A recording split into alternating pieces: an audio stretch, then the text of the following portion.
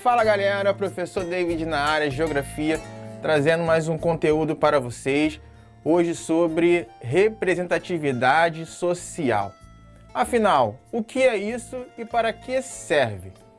O espaço geográfico, ele é constituído de várias desigualdades. A sociedade que está posta no espaço geográfico, ela é múltipla e ela apresenta diversas desigualdades, são as desigualdades sociais.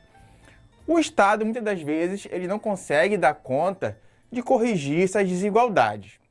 As organizações públicas, por exemplo, que são aquelas formadas pelas escolas públicas, pelos aparatos de segurança, de saúde, muitas das vezes o serviço não é bem prestado e muitas pessoas acabam não tendo seus direitos respeitados.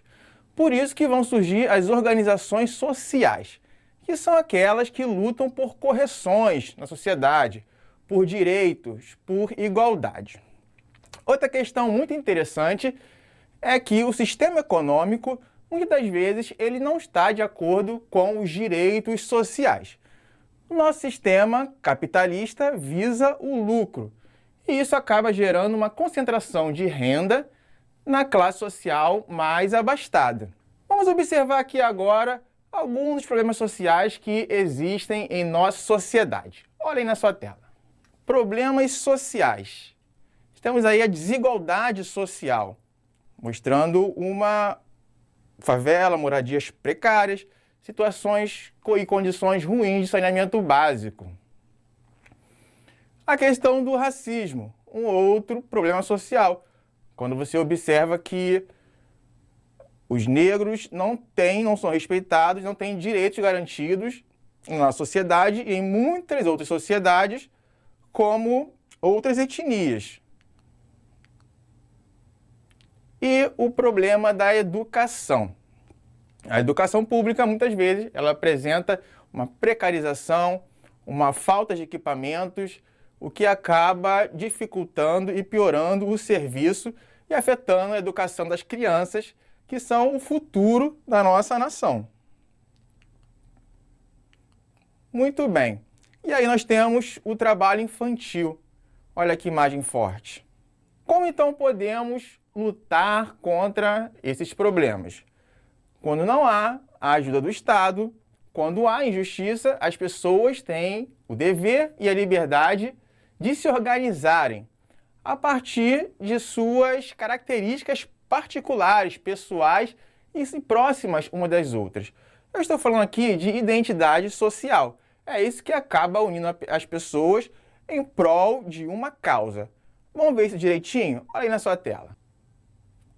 Aí nós temos uma organização social, uma manifestação contra o racismo nos Estados Unidos. Nesse próximo vídeo, a luta pelos direitos das mulheres. Pois bem, o que une essas pessoas? Olha aí, vem comigo. Não se perde não. Identidade social. É o sentimento de identificação com um determinado grupo social. É a importância que o grupo ao qual pertencemos tem para nós. Quanto mais nos identificamos com o grupo, mais ele definirá a nossa personalidade. As normas e os valores do grupo serão compartilhados pelos seus membros. Por outro lado, quanto mais importantes forem considerados, mais serão respeitados.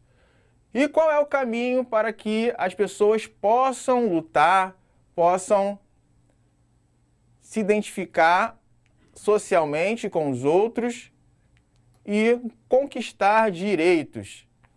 Aí nós temos aí, ó, nos regimes democráticos, a política, atenção nessa palavra, é a atividade dos cidadãos que se ocupam dos assuntos públicos, com seu voto e com sua militância. Então, as formas que nós temos de organização na sociedade é através da política. A política que é a disputa pelo poder, que é o consenso, que é o diálogo.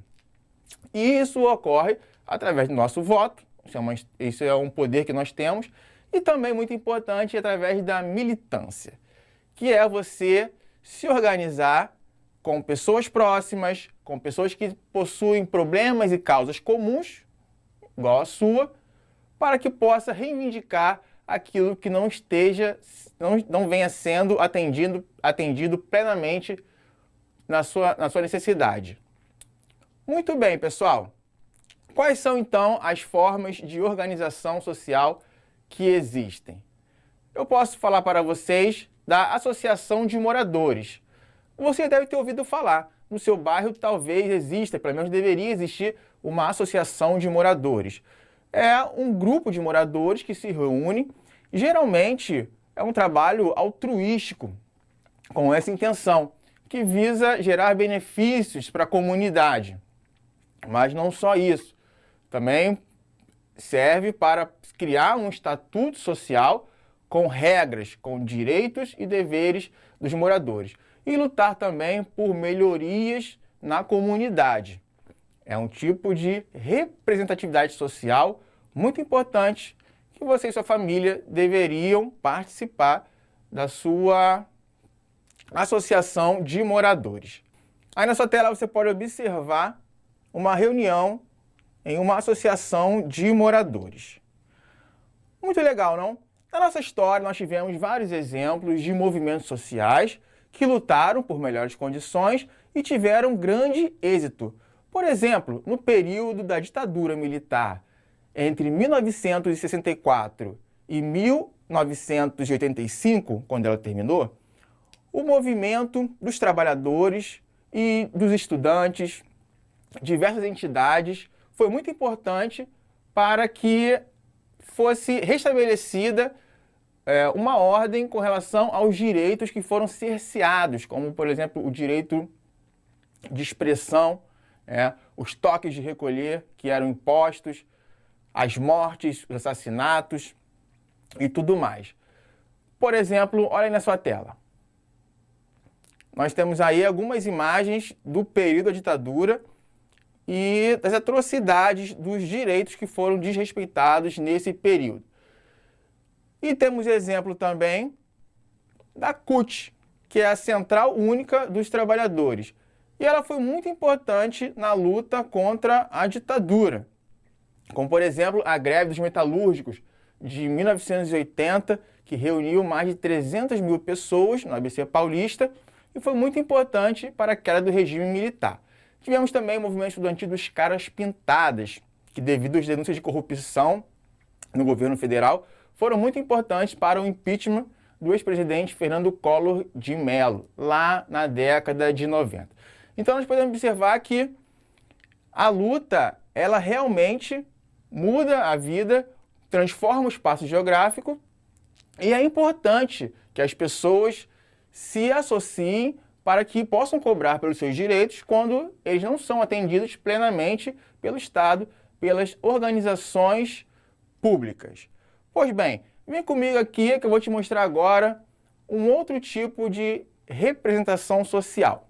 Nós temos grupos de trabalho, GTs, para a organização do plano diretor das cidades. O que é o plano diretor? É um mecanismo legal que visa orientar a ocupação do solo urbano, tornando com base um lado de interesses coletivos e difusos, tais como a preservação da natureza e a organização do espaço urbano.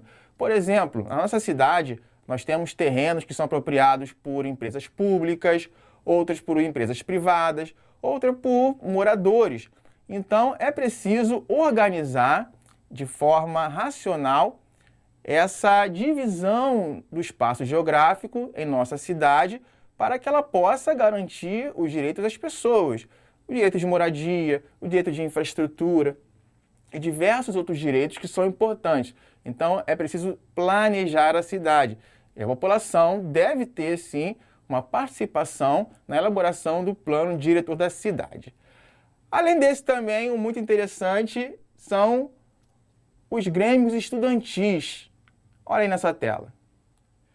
Grêmio estudantil, nós estamos vendo aí estudantes reunidos numa quadra de uma escola, provavelmente numa reunião ou num protesto.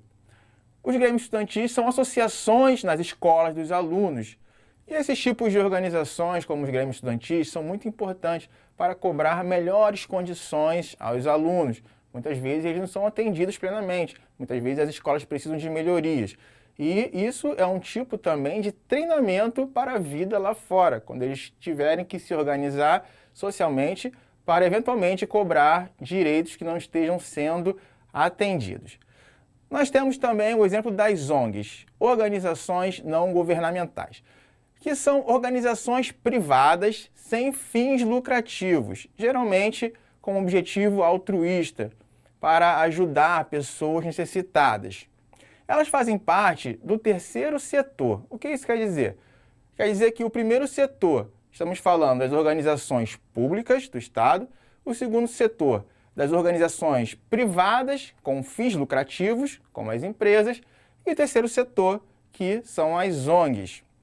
Muito bem, pessoal. Então, nós vimos aqui alguns exemplos de representações de organizações sociais que são muito importantes no nosso dia a dia para resolver as desigualdades que existem no espaço geográfico e também para transformar o espaço geográfico de uma maneira melhor para todos, mais igual.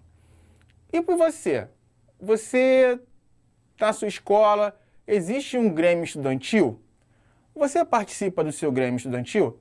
Eu vou deixar aqui para você esse desafio então. Procure se inteirar quais são as reivindicações do seu grêmio estudantil, quais são as necessidades da sua escola. Converse com seu professor, converse com seus colegas e procure ser mais atuante. Seja militante, esteja no seu grêmio estudantil, participe e lute por uma escola melhor e depois, posteriormente, para uma sociedade melhor para todos nós. Nossa videoaula vai ficando por aqui. Espero que você fique ligado. Assista às aulas do Rio Educa na TV, não perca nenhuma. Eu vejo você na próxima. Até logo!